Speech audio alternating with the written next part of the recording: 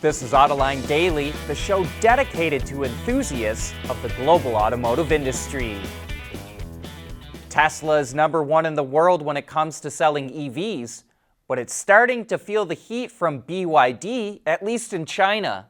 Tesla delivered a record 88,000 Chinese-made Model 3s and Ys last month, but BYD delivered 95,000 BEVs, taking the sales crown for electric cars in China in September.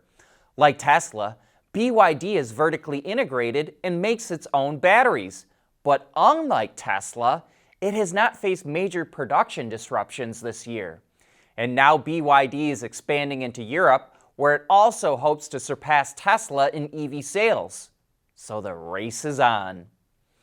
And here are the top 5 automakers selling NEVs, or new energy vehicles, in China, which include plug-in hybrids, fuel cells, as well as EVs.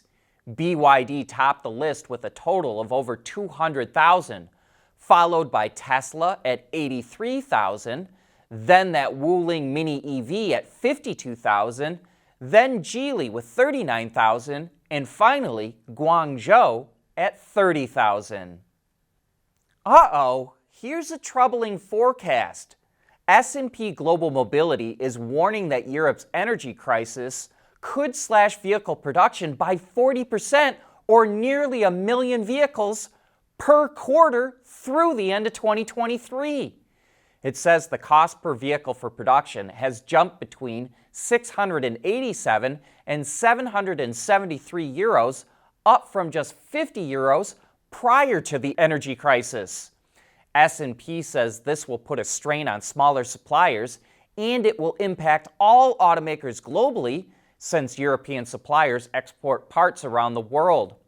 S&P originally forecasted that European quarterly production would reach 4 to 4.5 million units next year, but now it says it could drop to as little as 2.75 to 3 million units. And here's an interesting development. 2 years ago, Volvo spun off its engine operations to Geely, which formed a new engine company called Aurobay. Then this year, Renault announced it's splitting the company into 2 parts, one for electrics and one for ICE vehicles. And now the Wall Street Journal reports that Renault is talking to Geely about possibly combining their engine operations together. That sure would make a lot of sense.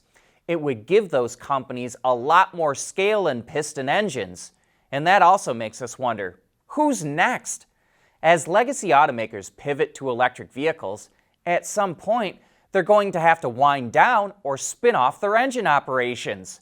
And it would probably be a smart idea to do that sooner rather than later.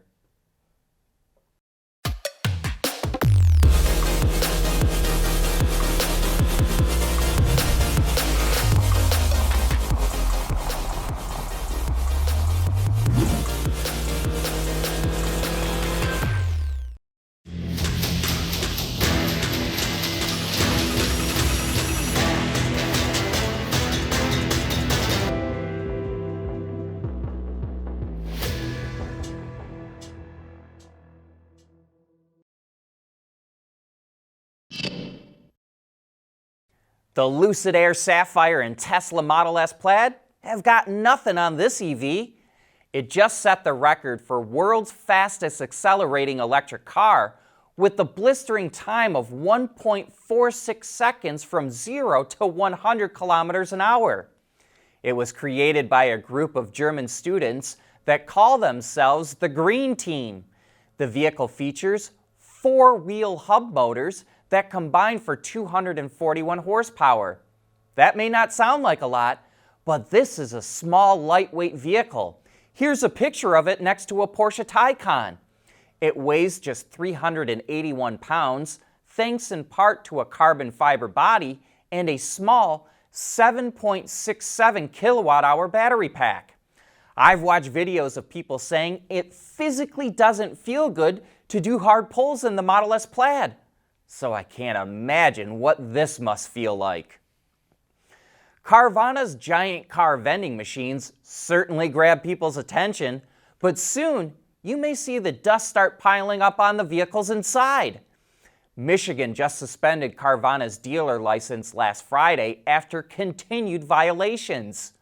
The state had previously fined the company 2 times for vehicle title delays and other issues, but it kept getting the same complaints, so it made the move to suspend Carvana's license.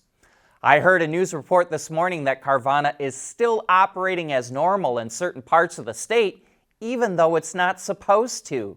So, we could see more fines coming. General Motors is expanding its Ultium batteries beyond vehicles. The automaker is jumping into the energy storage business for both home and commercial applications. It's creating a new division called GM Energy that will offer products and services for bidirectional charging, vehicle-to-home and vehicle-to-grid, stationary storage, solar, microgrid, and hydrogen fuel cell applications. It will also offer services to sell energy from vehicles and storage batteries back to utilities during peak hours. GM says a number of companies have already signed up to use its energy products, as well as to help test and develop them. At Schaeffler, we pioneer motion. Electrifying mobility, manufacturing smarter, reducing CO2 emissions, making energy production clean. Schaeffler pioneers motion to advance how the world moves.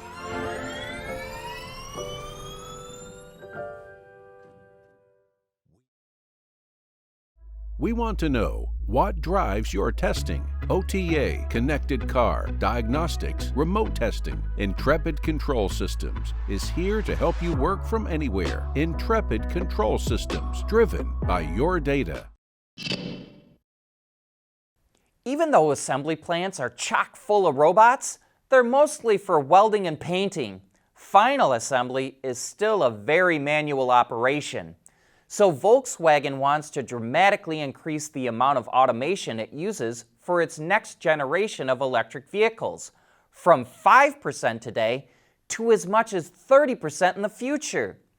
VW will rely heavily on modular assembly, where big chunks of the vehicle are assembled offline, then put together to make the whole car. Giant castings, like Tesla's gigacastings, are part of the plan. No doubt that will include a battery pack with seats mounted on it to make the floor assembly like Tesla does. But VW says it will also have a modular roof assembly, and we can't wait to see what that will look like. Unfortunately, we will have to wait. The next-gen BEV will not go into production until 2026, and we expect Tesla to be far ahead of where it is right now by that time. It seems like everything is going digital when you can even get a digital license plate. You may have heard us report on these a few times over the last 5-ish years, but they're making news again today as California just ended a trial period for the plates and will make them legal throughout the state. But they're not that cheap. They cost $20 a month, or you can shell out a little over $215 for a 4-year subscription. You're essentially paying for the message on the plate because you only own the physical plate itself. And we've got to believe one of the main selling points is the ease of getting new tabs. Renault's mobility company, Mobilize, just revealed a tiny, wild-looking concept that's like a new generation version of the Twizy. Called Duo, it's an all-electric quadricycle that comes in 2 versions.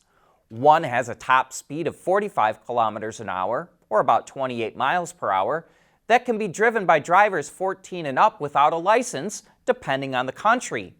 The other is an 80 kilometer an hour, or 50 mile per hour version that does require a license. Both have a range of 140 kilometers, or about 87 miles. The vehicle was designed to be made with 50% recyclable materials, and that 95% of it can be recycled at the end of its life. The Duo will be available on subscription or long-term leases in Europe by the end of next year, And in 2024, a cargo version called the Bento will also be available.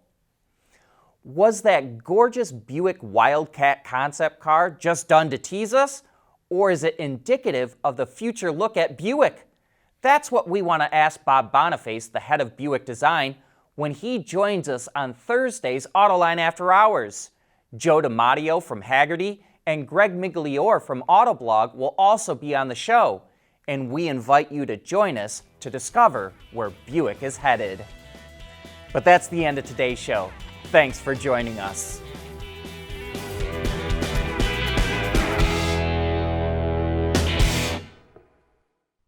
Autoline Daily is brought to you by Bridgestone, solutions for your journey. Experience Dolby Atmos, anywhere, anytime. Intrepid Control Systems, over-the-air engineering, boost your game. And by Scheffler, we pioneer motion.